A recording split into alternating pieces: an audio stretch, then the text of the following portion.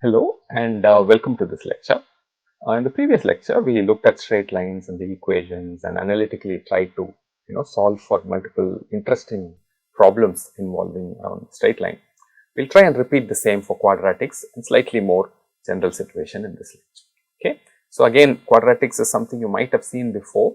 I just want to build it up in the same way we've been building it up throughout. Start with some simple relationship, complicate it further, and show how it works. So I want to show you how that method works, so that as we go into more and more complicated topics, you'll see how the basic method is reused over and over again. Okay, so let's get started.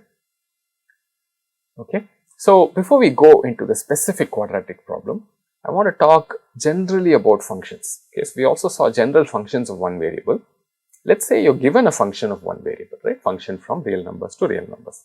These are of various forms. It could be linear, affine, 3x minus 8 type function, or it could be quadratic, or it could be cubic polynomial, or it could be exponential, a combination of all these things. We saw a whole bunch of functions. No?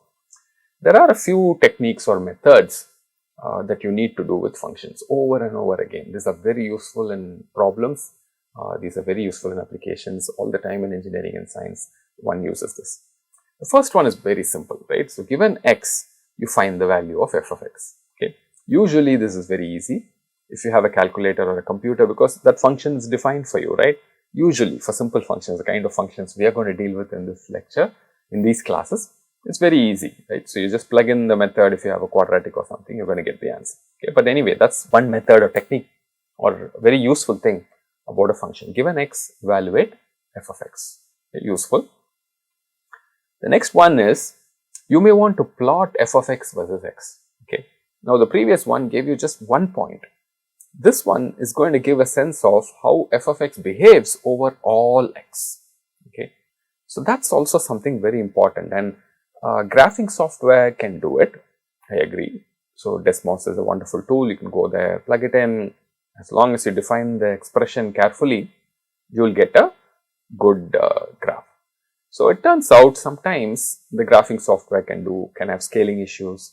It may not get you some behaviors in some way. And also sometimes we saw before that we may not specify the function as an expression, as an easy expression. It may be a very complicated expression, or maybe not even an expression at all. Maybe some other relationship we define in some complicated way. In all those things, it's sometimes good to get a sense of how f of x behaves with x as a general trend. Okay, so you should be able to sort of draw a picture to get an idea of how f of x behaves, and this you may have to do manually. You may have to do intuitively, analytically in your mind, instead of just relying on a computing software like Desmos. So it may not be able to do it exactly sometimes. Okay, so we'll see some specific examples of that. So that skill is also useful to develop. So first skill was, given x, find f of x. That might be very easy. In most cases easy. And plotting f of x versus x, getting a sense of how that behaves with x. When you do a lot of these points and join them together, how is that curve going to look? That general trend is an important skill. Finally, a very, very useful skill is the inverse problem. What is the inverse problem? Given y naught, can you find an x naught for which f of x naught equals y? Okay. So this is something it's very, very useful in applications. Okay, so you might derive some function f of x, and then you will want to know, when will this f of x become a particular value y, right? So maybe 100, maybe 10,000, maybe 10, maybe 20. When will my f of x become equal to 20? Right? Very valid question. It comes up again and again and again in problems. So we saw in the farmer problem, for instance, right? There was an expression, quadratic expression for the profit, and the farmer is asking, when will my profit become 10,000 rupees? Right? Simple question. So like this, the question comes again and again. Even in the bank interest problem, we were able to derive the interest under compounding, and we wanted to ask, what compound rate will I get an annual simple interest rate of 8%, right? So these kind of questions a lot of times are very, very useful, and one needs to be able to solve the inverse problem. Okay, so all these three are very crucial skills you have to pick up in this course. Okay, don't lose track of these things. Given any function, you should be able to calculate it, you should be able to plot it, you should be able to invert it. If you can do these three, you've really grasped this course very well, you're able to do it for a wide class of functions, this will be a huge mathematical toolbox for you to use in the rest of the program. Okay, so very important to understand these things. So let's begin by looking at how easy it is to do these three problems for affine functions. Okay, so before we go into quadratics and all that, let's look at a very simple function. F of x is mx plus b, right? M is given, the slope is given, the y-intercept b is given. So you're looking at this affine function. Now remember, when b is 0, it becomes a linear function, right? Mx. So we'll look at a slightly more general case where b could be non-zero. In that case, we call it an affine function. So it's just a terminology. Use that.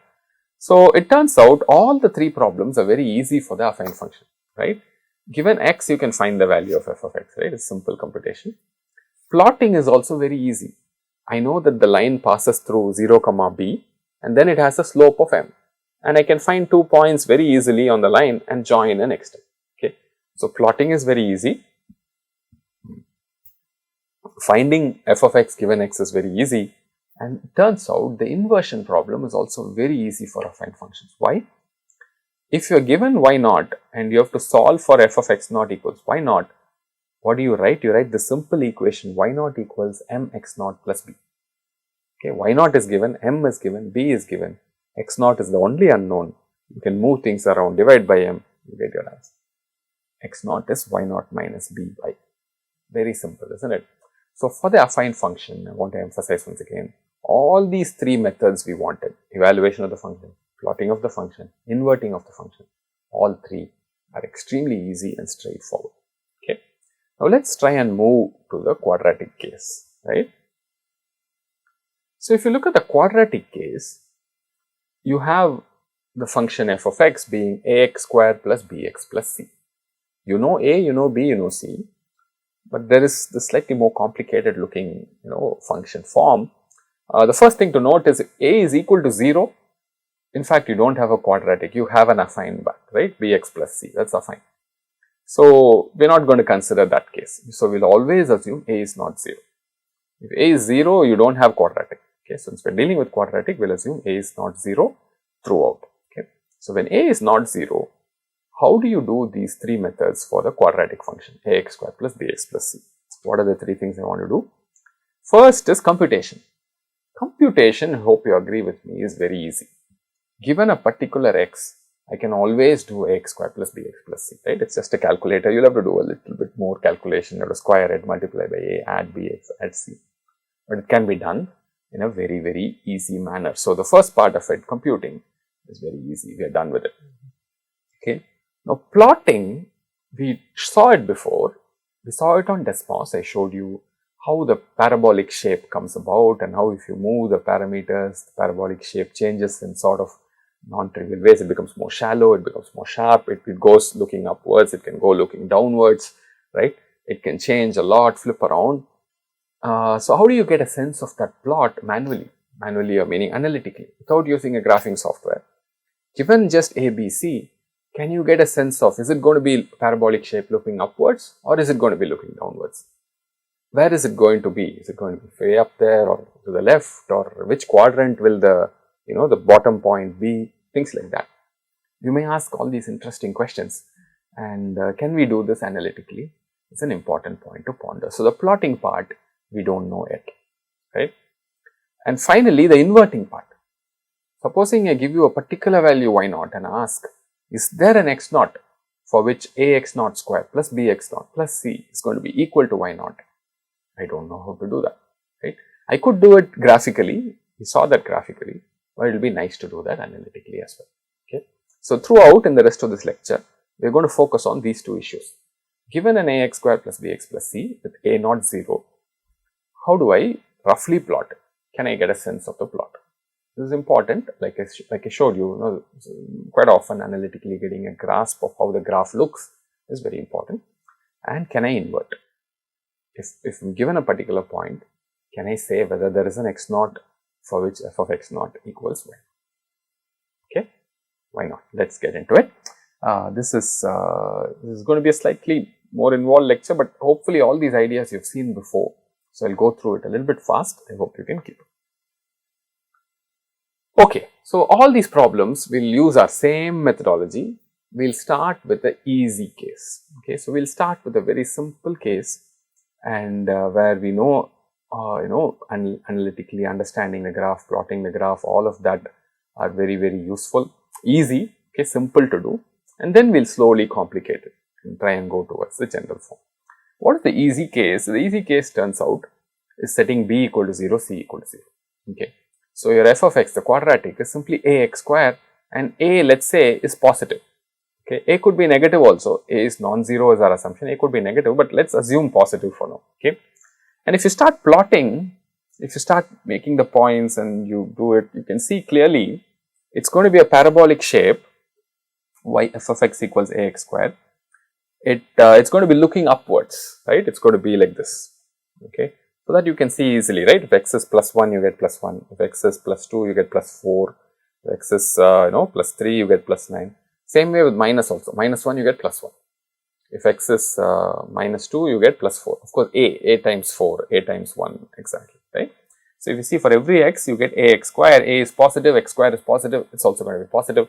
So, it just goes upper, higher and higher and higher. As you increase the value of x, it becomes larger and larger and larger as a square, and you get this parabolic shape. Okay. So, this is something that we have done. It's very easy. Okay. Let's note down all the important points here. It's a parabola. It's going to be looking upwards because a is positive, right? So, it's very easy to see. It's always non-negative. It never becomes negative. Okay. Ax square is always positive. Because a is positive, x square is positive, everything is positive. It touches 0, 0. The lowest point, when I say touching 0, 0, I mean basically at its lowest point, it touches 0, 0. So, this parabola, this is u sort of elongated, so stretched out u, and then where is the lowest point, you may ask, or where is that critical point, the point where it goes through that change, that's at 0, 0, right? 0, 0 is its lowest point. On this side also it rises, on the other side also it rises. Okay. So, how does A control the behavior? If A is very small, it's going to be very shallow. It will be very shallow. If A is large, it's going to be sharp. Okay. So, all these things you can quite easily see. I will urge you to go to Desmos, try and plot ax square, and then look at what happens here. Okay. So, you will see all these things are very easy to do, and it will be at 0, 0, and as you change A, it will do this shallow versus behavior, and it will be looking upwards. Okay. So, ax square is a easy case, right? Hopefully, you agree. Okay. So, it's easy to see. Okay. What if A is negative? If A is negative, you know, again, it's just ax square, A negative. Instead of going upwards, it will go downwards. Okay. So, it will just flip around the x axis and go downwards. Parabola looking downwards, non-positive, touching 0, 0. Okay. So, ax square with A positive, A negative, easy, right? You get a quick analytical sense of how the graph is going to be. Again, now since it's gone ulta, right, upside down, the highest point is 0, 0, peak, so to speak. It's not the valley, the lowest point, it's the peak, the highest point is 0, 0. Okay, but it touches 0, 0 in that way. Okay. Let's try and complicate it a little bit more. Okay. Let's now ask for the inverse problem. Okay, so we've plotted it. We are able to plot ax square. This is an easy case. Let's ask, given y naught, can you find an x naught for which f of x naught is y naught? Okay. So, if you look at this graph, this sort of illustrates how one can go about doing that. At a particular point y naught, there are two possibilities, right? So, y naught could be the same sign as a. Let's say this plot is for a equals a positive. If y naught is positive, then there will be 2x naught for which you get the same y naught. Okay, how do you compute that? You just write ax naught square equals y naught, and then pull the a down and then take a square root, right? So, that gives you x naught equals square root of y naught by a minus square root of y naught by a. So, maybe I should write this down here a little bit. So, notice what's happening here. This is very simple argument that if you have y naught equals a times x naught squared, it's easy to solve for x naught in terms of y naught. What do? I write x naught squared is y naught by a. Okay. So, a has a certain sign. So, if a could be positive, so let us say what is sine of a, sine of y naught, sine of x, sine of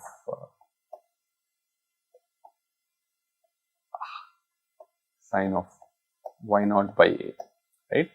So, you can make a small table here, it is quite easy to see. If this is positive, what happens to sine of y naught by a? It is positive. If this is negative, then sine of y naught by a is positive, right. Negative by negative becomes positive. If it were the other way around, if the sign is not the same, then you get negative. Now, if this goes negative, then what is the solution here? No solution, no solution. Here you have S, here you have S. Okay, and there are two of them. There are 0 of them. Okay, so if y naught by a goes negative, there is no solution. So if a is positive, right? A is positive, x naught square is positive. You cannot get a negative y naught. Right? If you have a negative y naught, you will have no solution for this. If a is negative and x naught square is again positive, so y naught should be negative. Only then you will have a solution. Okay. So now how do you write down the solution here? So now you have to invoke the square root. So it turns out the solution here is x naught is square root of y naught by a and minus square root of y naught by a. So this is how people write it. They also write it as plus or minus square root of y naught by a. Okay. So this is what's illustrated in this picture for you. Okay, I have shown it for a greater than 0. You can also show it for a less than 0. At a particular y naught, your x naught can be square root of y naught by a minus square root of y naught by a. Of course, what's inside the square root has to be positive for this to be true. So that's why we say if y naught is not the same sign as a, there is no such x naught. There is no x naught for which f of x naught will be y naught. If it is the same sign as a, there are two possibilities: plus y naught root of y naught by a minus square root of y naught by a. Okay, in a scientific calculator, you can compute the square root, right? You must have seen that. So square root can be done quite easily. Okay, so we saw both the solutions, both the plotting as well as the inversion problem are really easy in this easy case when f of x is ax naught, ax square. Okay, when this b and c are 0, this nasty looking b and c terms are not there, we are able to do all of these things, right? You remember the three things we wanted to do with the function f of x: compute it, it's easy always; plot it, we are able to do it for ax square; invert it, we are able to do it for ax square. Okay, let's see if we can push it further. You can do it for ax square. Can you do it for anything slightly more complex? Okay, the next most interesting case is this shifted version of the easy case. Okay, instead of looking at ax square, I am going to look at a times x minus x1 whole square. Okay, a is still positive. Let's keep a as positive. I am going to look at a times x minus x1 whole square. You can make a negative also. I am not going to talk too much about a being negative. It will just flip on this side, right? So you know how to do that. So if you plot this, you see, of course, it still remains a parabola. Instead of touching at 0, 0, it will touch, the lowest point will touch at x1, 0. Other than that, the curve looks exactly the same as ax square. It's almost as if this ax square got shifted to the right by x1. It's not almost as if, exactly, right? It's exactly the curve ax square, except instead of being touching at 0, 0, you shift it, not a lot of translate it, move it, slide it around till it gets to x1, 0. That's it. That's all you have to do. You get this curve, right? You can convince yourself this is true. You can try and argue that, if instead of 1 you had x1 plus 1, it's the same as ax square. It's just compute it, plug it in, you will get the exact same parabolic shape.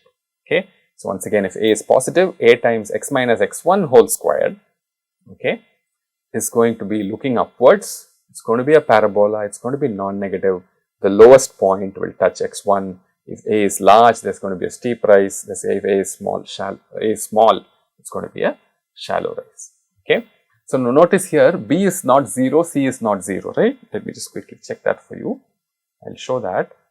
So this particular form we have, f of x equals a times x minus x1 whole squared is a times x squared minus 2x1x plus x1 squared. It's actually ax squared minus 2ax1x plus ax1 squared. So this guy is b, this guy is c, right? x1 is a constant, no? So this is a quadratic with b and c non-zero, but b and c of a specific form.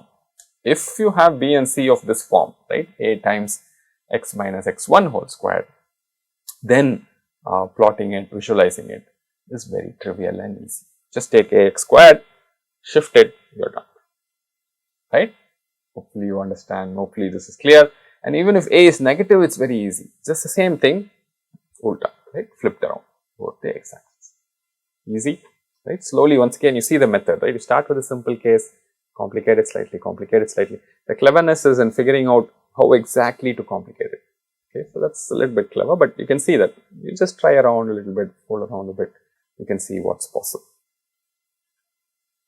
Okay, now let's do the inversion problem. Okay, is the inversion problem easy for f of x equals a times x minus x1 whole squared? The plotting we saw was easy, it's just a translation of ax squared. What about the inversion problem? It turns out it's also the same thing, right? It's very easy to do this, right? So y naught equals a times x naught minus x1 whole squared. X naught minus x1 whole squared is y naught by a. Now we are again to the back to that square root type problem. You can take a square root now. To take a square root, this y naught by a has to be positive. So I'll ask for the y naught to be the same sign as a. If y naught is the same sign of a, there are two possible answers for this. If y naught is not the same sign as a, there is no such x naught at this point. No real number x naught will satisfy this. Okay. So there are two square roots here, right? Plus root of y naught by a minus root of y naught by a, and that's x naught minus x1. So if you take the x1 to the other side, you see now you have two x naughts, x1 plus or minus square root of y naught by a. Okay. So the inversion problem is also easy. So a times x minus x1 whole squared we have completely done. Quadratic of that form we know is going to be a parabola, and it's going to be either looking upwards if a is positive, it will be looking downwards if a is negative, and it will be touching x1 comma 0, either the peak if it's downwards or the shallow, the bottommost point if it is upwards, right? And the inversion problem is very easy. If y naught and a are the same sign, then you have x naught plus or minus x1 plus or minus square root of y by a, y naught by a. If it is of the opposite sign, then no such solution, right? So because if it's a parabola looking upwards, and if you ask for a negative value, it's never going to get there, right? A parabola looking downwards, and then if you ask for a positive value, it's never going to get there. You want to give the correct value, then you will get two answers. Okay, so we have made progress here. Ax square we are able to do, a times x minus x1 whole square we are able to handle, we are able to plot it, we are able to invert it. Can we push it a little further? Instead of shifting along x, we can also shift along y. Okay, notice this shift I am doing here, I am doing a subtle shift. I am shifting along x first, a times x minus x1 whole squared, and then I am adding a y1. I am pushing that curve up. Okay, we saw that before in Desmos as well. When you add a constant term, you are just pushing the whole curve up, right? When you add a constant y1. So a times x minus x1 whole squared, I have shifted that guy up by y1. Okay, so if a is positive, a times x minus x1 whole squared plus y1 is simply going to be that parabola which was touching at x1, you are shifting it up, right? The only thing that will change is that lowermost point will be x1 comma y1. Okay, everything else will remain the same as a times x minus x1 whole square. It will be looking upwards, right? It will be a parabolic shape. It will be touching x1 comma y1. The large a being steep, small a being shallow, all of that will be true. And depending on where y1 is, it will go up. A crucial point is, notice that f of x is greater than or equal to y1 if a is positive, right? If a is positive, it's always upwards. The lowest point is x1, y1. It's looking upwards from there. So f of x is always above y1. It's never below y1. See in this plot, right? I hope that's clear to you. At the same time, if a is negative, f of x is going to be below y1, right? It will never be above y1. Okay. I hope you can visualize both the a being positive and the a being negative. I'll urge you to once again go to Desmos, fool around with this, try different values for x1, y1, and you'll get a good feel for this. Okay. So if a is negative, it's going to be flipped around, and now f of x will be lesser than y1, right, depending on wherever the value of y1 is. Okay. So this kind of case also we are able to plot. Okay. Can we invert? Can we invert this case? A times x minus x1 whole square plus y1, a positive, let's say. Okay. So now again the steps are very easy, right? Y0 equals a times x0 minus x1 whole square plus y1. You move the y1 to this side and then divide by a, you once again get a simple square root type situation. X0 minus x1 whole squared is y0 minus y1 by a. Now the question is y0 going to be greater than y1? Okay, remember a is positive, right? So y0 minus y1 and a have to be the same sign, isn't it? So if a is positive, y0 has to be greater than y1. So if y0 is greater than y1, there are two possibilities here. I can do a positive square root, negative square root, and I get x0 to be x1 plus or minus square root of y0 minus y1 by a. If y0 is less than y1 and a is positive, there is no solution. Okay. So we see here that for this kind of a form, f of x equals a times x minus x1 whole square plus y1, that specific type of a form, inverting the quadratic is easy, plotting the quadratic is also easy, isn't it?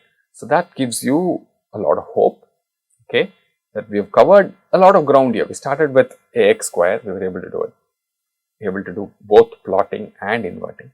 Then we went to a times x minus x1 whole square, we were able to do both plotting and inverting.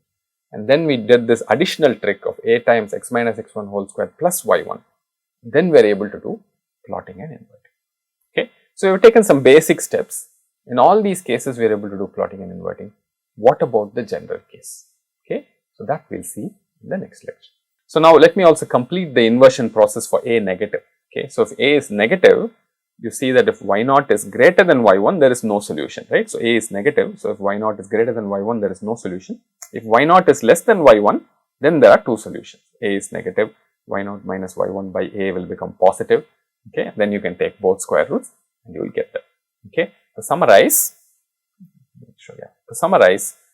if the quadratic is of this special form, a times x minus x1 whole square plus y1, whether a is negative or positive, whether x1 is negative or positive, right? x1, y1 could be negative or positive. Whether y1 is negative or positive, it does not matter. Whatever a, x1, y1 may be, if the quadratic is of this special form, a times x minus x1 whole square plus y1, plotting is easy, right? If a is positive, it's going to be looking upwards, lowest point is x1, y1. If a is negative, it's going to be looking downwards, highest point is x1, y1. Okay, very easy to plot. Inversion is also very, very easy, right? There is a y0 should be above y1 if a is positive, y0 should be below y1 if a is negative, and then the formula is quite straightforward. You can invert it using the square root function very, very easily. It's x1 plus or minus square root of y0 minus y1 by a. Okay. Now, given that we can do this, can we use this to do the general case ax square plus bx plus c? Let's conclude our look at the quadratics case by now looking at the general case. So if you remember in the previous lecture, we saw that there is a special case of quadratic where f of x had a special form a times x minus x1 whole squared plus y1. In that special form, we are able to do all we wanted to do with the quadratic analytically, right? We are able to, of course, compute it, it's very trivial, plot it and invert it. Know exactly how to do all of that in our minds analytically. Now, how do we tackle the general case? Guess what? Here's the surprise. It turns out the general case is always the special case. Okay. So here is where the manipulation comes. You start with this equation, you can manipulate it to make the general case look like the special case. So that's a special, logical, simple, deductive idea, and it's at the heart of understanding the quadratic. How do you do this? Let me show you how to do it, how to make this look like that case, right? And on the face of it, it looks very different, but it turns out it's the exact same as that one. Here is the trick. You first pull out a common from the first two terms, okay? So you will see it is a times x squared plus b by ax plus c. Now this x squared plus b by ax, I can write it as, in this clever way, x plus b by 2a the whole square. Okay, you can go ahead and simplify this, do this by hand, it is a very simple exercise. X plus b by 2a whole square. The first term will be x squared, the second term will be b by ax. You can do that, 2 times x times b by 2a, 2 and 2 will cancel, you will get b by ax. What will be the third term? B squared by 4a squared, right? You multiply by a, you are going to get b squared by 4a, that is an additional term here, I will subtract that at the end. So, these two are exactly the same. Look at how wonderfully this has worked out. Okay, a small little manipulation, and this is the heart of making the general case look like the special case. This is already the special case, right? That is it. F of x is ax squared plus bx plus c is a times x minus x1 whole squared plus y1, and x1 is minus b by 2a, y1 is c minus b squared by 4. That's it. Okay, very simple manipulation shows you that the general case of the quadratic expression ax squared plus bx plus c, when a is not 0, of course, right, is exactly of the same form as the special case we have been considering all the time, except now this x1 is going to be minus b by 2a and this y1 is going to be c minus b squared by 4. Okay, small expressions, simple expressions, you manipulate them, you get to this form. Wonderful, isn't it? So, now we are done.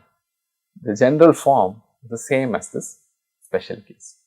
So, if I ask you to plot a general quadratic, okay, if I ask you how will this 2x squared plus 5x plus 7 look without going to Desmos, right? How do I do this? You can do this, there is nothing scary about it, right? 2x squared plus 5x plus 7. Okay, what is my trick here? I can use the formula, you can try and remember the formula by heart, but I do not want to do that, right? I know the method is really easy. Okay, so x squared, let me come back here, 2x squared plus 5x plus 7, I am going to pull 2 common out from these two, I will get 5x plus 2 plus 7, and then this, I have to write it as a square, right? It is called completing the square, by the way, in case you are wondering, that has a name. I can complete the square like this, and then I will have a constant term, I will have to pull that out, 5 by 4 whole square. Okay. So, this you can simplify, 7 minus 2 times 25 by 16, this goes 8, 8 7s are 56 minus 25 is 31, right, by 8. Okay, so you get 2 times x plus 5 by 4 whole squared plus 31 by 8. Okay, so how is this parabola going to be? This is going to be looking upwards because this 2 is positive, and its bottom is going to be where?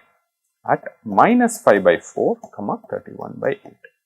Remember, it is x minus x1, so the negative of this one. So, minus 5 by 4 is like minus 1.25, 31 by 8 is roughly close to 4, it is in the second quadrant, x is negative, y is positive, and it is going to be looking upwards. So, if you want to make a plot, it will look minus 1 comma 4 somewhere here, let us say, and then it will look sort of like, okay.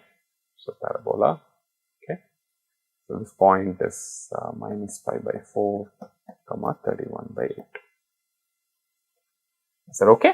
A quick little calculation. I hope I haven't made any silly mistakes here. It looks okay to me. It's good. Okay. Now let's do this other problem. The different minus negative 1 minus 2x squared plus 5x plus 7. Once again, I pull minus 2 out. I get x squared minus 5x by 2 plus 7. In this case, now 5 by 4 whole squared, 2 times 5 by 4 whole squared. So this is just plus now instead of minus because of this minus guy saying there. Hope that's correct. Okay. All right. So now this one is 7 plus 25 by 16 by 8. And now I have to add 56 plus 25, 81 by 8. Okay. So you'll get minus 2 x minus 5 by 4 whole squared plus 81 by 8. Okay. So now this is going to be looking downwards. Okay, it's going to be a parabola looking downwards, and then top point is going to be 5 by 4 comma 81 by 8. So the top point is on the first quadrant, and it will be looking downwards. 5 by 4, 81 by 8 is 10. Okay, so it's way up there. Okay, and then it will be looking downwards, minus 2, maybe not that steep. I don't know when it will come. So some exercises needed here to figure out where this will be. This will be 5 by 4, comma 81 by 8. I hope I have not made any silly mistakes in the computation. So you see, it's easy to now plot the quadratic function given any coefficients, right? So any general quadratic function we know now how to plot, because it's reducible to the easy case that we have, right? A times x minus x1 whole squared plus y. Okay, what about the inversion problem? Okay, so that's a question one can ask. The general quadratic, how do you invert it? Okay, now I know the general quadratic. I'll assume A is positive just for simplicity. If A negative also, one can do this. General quadratic also looks like the special case. We know that x1 is minus b by a, y1 is c minus b squared by a. Since A is positive, you will get an answer that looks like this. We know how the answer looks, right? Y naught has to be less. If y naught is less than y1, there is no such x naught. If y naught is greater than y1, then there are two possibilities in the inversion problem. We know this already. This is what happens in the special case. Okay, so the steps here are also very simple. So to simplify this further, okay, so let me step back a little bit and tell you.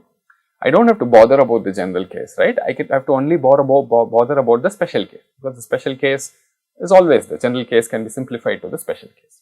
And A is positive. Once you say A is positive, I know how the special case is going to be looking. It's going to be always above y naught, above y1. Only if y naught is greater than y1, you have a solution. And the solution can be written in this form, x1 plus or minus square root of y naught minus y1 by a. We have seen this before, the special case. Now it turns out you can plug in x1 equals minus b by 2a and y1 equals c minus b squared by 4a and get some simplification. Okay, so this will give you a very nice formula that you may be very familiar with. So I want to do that a little bit and show you how that happens. So when I want to simplify this, y naught minus y1 by a, so it's y naught minus c minus b squared by 4a by a. I do some simplification here and you see I will get this whole thing to be b squared minus 4a times c minus y naught by 2a whole square. Okay, so this is the expression that I get. Now when I plug this back in here, I can take this and put it back here. I have to take a square root, isn't it? So if I take square root, I am going to get my next expression. Okay, I take this, plug it back in here. X naught is x1, right? This guy is just x1 minus b by 2a plus or minus, it could be plus or minus square root of b squared minus 4a times c minus y naught by 2a. Okay. So now this is true. I mean, this works only if y naught is greater than y1, right? Because a is positive. Okay. Only when y naught is greater than y1, this works. If y naught is less than y1, this will not work. Okay. Only for those cases, this will work and you get this formula for x naught. Okay. So we are able to invert the general quadratic. Okay. So of course, if a is negative, what will you do here? Only thing that will change is if y naught is greater than y1, then there is no such solution. If y naught is less than y1, the same solution will work. Exact same formula. Y naught is less than y1, you will get these two possibilities. Okay. Once again, I have convinced you that the general quadratic you can plot very easily, reduce to the special case. You can invert very easily, once again reduce to the special case, and you can play around with the formula and then get a much simpler formula as well. Okay. I just want to point out, if y naught is 0, this is the very famous quadratic roots formula, minus b plus or minus square root of b squared minus 4ac by 2.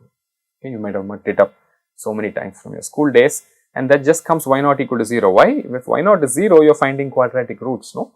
What x naught satisfies f of x naught equals 0. Okay. So I will tell you a little bit more about roots in the ensuing slides, but I just want to conclude by saying the general quadratic one can analytically plot roughly, figure out not even roughly, exactly how that behaves, and you can also analytically invert. There is a very nice and simple formula for inverting. There are some conditions where the inverse will exist, but you can always compute that y1 is c minus b squared by 4a, x1 is minus b by 2a, and then there are explicit formulae for the inversion, but you use the square root. So, okay. Let's go back to our farming and quadratics problem. Okay, you remember this problem? We ended up with a quadratic equation, right? Let me just show you where we ended up. Okay, so maybe we can see this also just to remind you how the problem looked like. We ended up with this kind of a quadratic, right? X squared minus 8x minus 100 equals 200. Okay, and we ended up solving this. We solved it graphically, if you remember.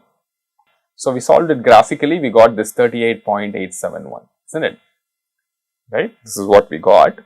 Now let's see if we can solve it analytically here. Okay, so this is the problem, and this is what it got reduced to. X squared minus 8x minus 1000 equals 200.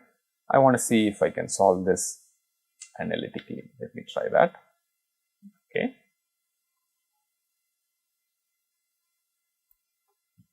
X squared minus 8x minus 1000 equals 200. Let me just make sure that that is the correct formula here. X squared minus 8x minus 1000 equals 200. So what's my analytical approach to solving it? I'm going to complete the square here. Instead of writing it as x squared minus 8x, I'm going to write it as x minus 4 whole square. Notice how that's working out. X squared will come, minus 8x will come, but there will also be a plus 16, and that I will subtract to get rid of it, equals 200. Okay. So now you take this to the other side. I'm going to get x minus 4 whole squared equals 1016 plus 200, 1216, and then x is going to be, I'm going to take square root here.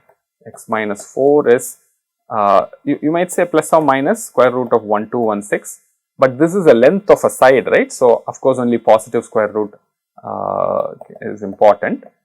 Ignore negative, because negative square root will go too big. So x equals 4 plus square root of 1216. So you can check if you want to compute what is square root of 1216. There is a calculator I can do here. Hopefully my calculator has square root. Does it have square root? Yeah, it has. 1216 square root is 34.87, and that would be 38.871. So isn't that exactly what we got in the graphical method? 38.87. Wonderful, isn't it? So you see that this the heart of it is completing the square area in the quadratic. That's all you're doing. You're reducing ax squared plus bx plus c into something x minus something squared plus some constant. Once you do that, plotting becomes easy, inverting becomes easy. Okay, you don't have to remember any big formula involving minus b plus or minus square root b squared minus 4ac. All that is okay. Derive the expression, it's nice. But the heart of the method is a simple trick of completing the square. You complete the square, you get everything you want. Okay, I hope I convinced you of that also in this lecture. Okay, so this problem now we've completely solved. We've written down the equation. We've numerically also obtained the exact solution. Okay, so let's conclude this lecture with a quick look at what is the meaning of roots of an equation. So this is something that will come over and over again to you, and I want to show you why it is very relevant. Okay, so if I give you a general function f from R to R, the roots of f are basically the values of x for which f of x equal to 0. So this is also called solving for the function. People always say solving the function, solving for the roots, etc. Okay, so for what value of x does f of x become equal to 0? Or if you think of f of x as a graph, where does it cut the x-axis, right? For what values of x will it cut the x-axis? Will y become 0, right? That's the question you are asking. Okay. Now, I was talking about the inverse problem, right? Given a y naught, we wanted to find a value of x naught for which f of x naught becomes equal to y naught. Okay. So it looks like I should not just solve for f of x equal to 0, I should solve for f of x equal to some number, right? Not just 0. But it turns out it's not really strictly needed, because I can define a new function g of x which is f of x minus y naught. The same old function f of x, I can do minus y naught. I have shown that graphically here. I have this function f of x here, this red colored fellow, which is some weird shape here, like some big hill and coming down. And there is a value y naught here. I am trying to ask what x naught gives me f of x equal to y naught. So, it looks like there are two x naughts, right. Now, I do not have to worry about this problem because I can always redefine this with a new function f of x minus y naught, which is this lavender type looking color here, and this one has shifted down when compared to f of x, but guess what, the roots of g of x are exactly x naught, which is the same problem as what I wanted before. Okay. So, instead of looking at this inversion problem, you can only look at the roots problem and simply redefine the function by subtracting the y. Okay. So, that is why roots are very, very powerful. So, it is enough if you find roots. If you find roots for all possible functions, then you can invert functions as well. Okay. So, this is why roots play a very, very important role, and that is why you should know for any function where it hits the x axis, maybe y axis also, but at least where it hits the x axis you have to know. Okay. Y axis is easy to find, x axis is the inverse problem, right, it is difficult to find. Okay. So, knowing the importance of roots, let us go back to the quadratic formula and ask about roots. What are the roots of the quadratic equation, and you will get your wonderful little quadratic formula at the end of it. We know that an arbitrary form ax square plus bx plus c, I can complete the squares for the arbitrary quadratic and get rid of the form a times x minus x1 whole square plus y1, and my x1 is minus b by a, my y1 is 4ac minus b squared by 4a. Okay. I wrote it as c minus b squared by 4a earlier. I can multiply by 4a, take a common denominator, I get 4ac minus b squared by 4a. Okay. Now, there are various interesting possibilities. If a is greater than 0, I know my parabola will be upwards, right, and if y1 is positive, now a greater than 0, there are two possibilities, y1 could be positive. So, a is greater than 0, parabola is upwards, and y1 is positive, it is above. Okay. There will be no roots. This curve will not hit the x axis because already a is greater than 0, it is looking upwards, and y1 is greater than 0. So, its lowermost point y1 is positive. So, it is not going to hit the x axis, no roots. That is the case. If y1 is less than 0 on the other hand, if the lowermost point is below the x axis, then there will be two distinct roots. Okay. Same thing sort of will happen if a is less than 0. If a is less than 0, then the parabola is looking downwards. Now, if y1 is positive, there will be two distinct roots because y1 is positive, it is looking downwards. So, there will be two distinct roots, the shape will be like that. If y1 is negative, it is looking downwards, y1 is negative, there are no roots, it will not hit the x axis at all. Okay. Now, there are also some boundary cases you have to consider. What if y1 is equal to 0? If y1 is equal to 0, there will be only one root and that will be at x1, right. If y1 is 0, there is no y1, you remember the intersection will be, they will touch the x axis at exactly one point which is at x1. Okay. There will be only one root for a quadratic equation, there will be only one root and that will be minus b by 2a. So, these are all the various possibilities, and for the two roots, there is this very nice formula you can write down, minus b plus or minus square root b squared minus 4ac by 2a, and this formula will hold whenever b squared minus 4ac is non-negative. It will give you a real number whenever there is this positive condition holds, and that is just these two cases. No, a positive, y1 less than 0 means this guy b squared minus 4ac is positive, because a is positive, y1 is negative. So, b squared minus 4ac should be positive. A is negative, y1 is positive, again b squared minus 4ac is positive. Okay. So, these two cases, the cases where you have y1 less than 0, y1 greater than 0 corresponding with a less than 0, a greater than 0, these two cases where you get two distinct roots, b squared minus 4ac is non-negative. You can check that and you will get this wonderful roots formula. So, this page sort of summarizes all that we did with the quadratic, both the plotting as well as the root finding. Okay, root finding or inverting.